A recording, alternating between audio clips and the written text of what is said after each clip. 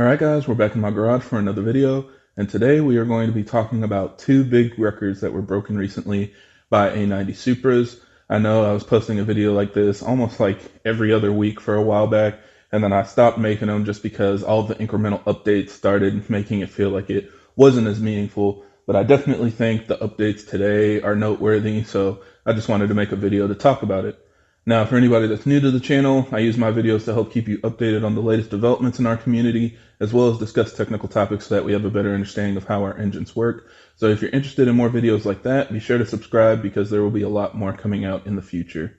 So yes, we have a huge new milestone set for the A90 Supra guys. I know a lot of you have been paying attention to Mikey Botti and the times that he sets in his Supra, and he's been right on the cusp of running a 7-second quarter mile for the past several months. I think a lot of us thought it was going to happen at World Cup finals, but he ran into some different issues that prevented that from happening. And then recently he posed a teaser slip that showed only the trap speed and he hid the ET. So a lot of people were wondering if that was the 7-second quarter mile, but it ended up being like an 8.00. So literally as close as you can get to a 7.9 without actually hitting it. I'm sure at that time that was pretty frustrating for him, but it looks like he finally was able to get his A90 into the sevens. So at this point, he is the first and the only A90 to run a 7-second quarter mile.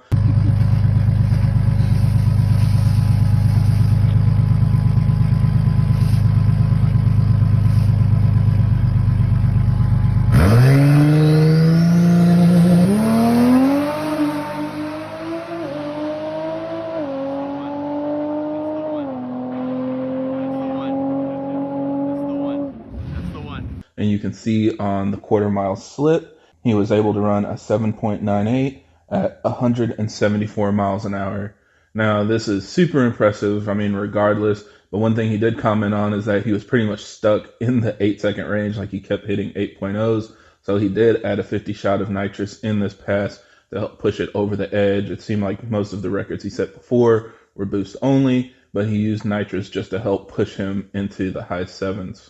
Now, there are a couple other details to note here. So the first thing I didn't actually pay attention to because I never look at the 8th mile times, but somebody commented that his 8th mile trap was almost 140 miles an hour. So basically at the 8th mile, he was trapping faster than a lot of us even hit at the quarter mile, which is just completely insane to think about. He also posted a 60 to 130. Unfortunately, Draggy showed it as invalid, which is kind of weird since he was on a drag strip, but regardless, it was a 3.02. Again, super impressive. I couldn't hit that if I had a 20% slope, so I still think that it's extremely noteworthy to see somebody run that fast. It sounds like he's probably going to be the first one to run a 2.9 as well, which again is just insane. I can't imagine what that would feel like, but the car is definitely really, really moving. You can also see on the Draggy that his DA was around 280 feet, so everything was kind of on their side at this point. They had good weather, good traction, a nice track that was prepped for them, so he was able to put everything together and make it work. But on top of just how impressive the time is, a lot of people, of course, are wondering what kind of setup can make this happen. And fortunate for us, Mikey decided to post his entire build list along with prices. And this was something that just kind of blew me away. You can see just the engine and transmission alone could buy him a whole new Supra, even with a markup if he wanted to. So it's really crazy how much he's paid for all of these parts.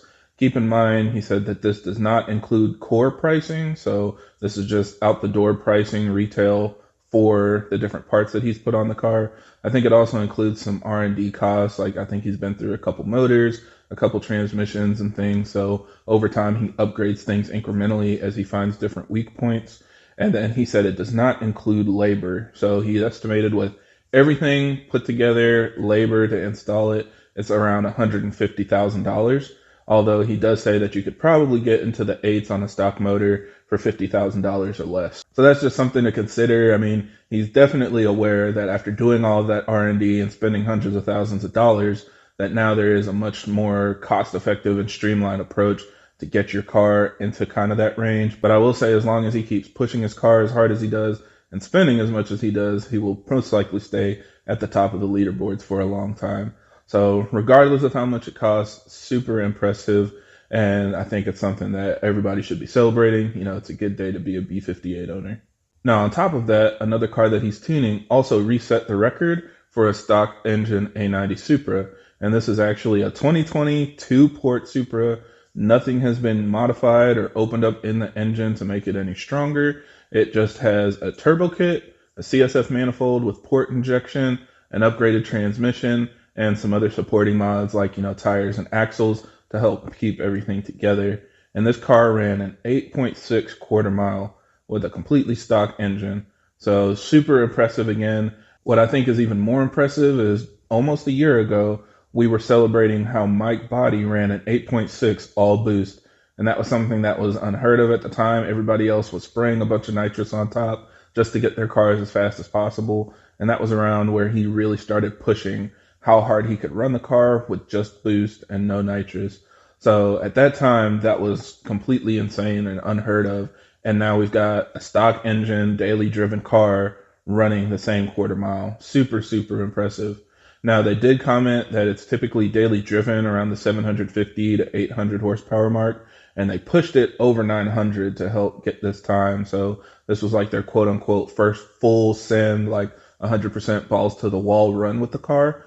They feel like it's pretty much maxed out at this point. They could add some additional cooling and try to get a little more out of the turbo. But the owner said, because he does daily drive the car and just use it for running errands and things like that, he's not sure really how hard he wants to push it. And of course, an 8.6 is extremely, extremely impressive regardless. So he seems like he's pretty happy with where the car is at.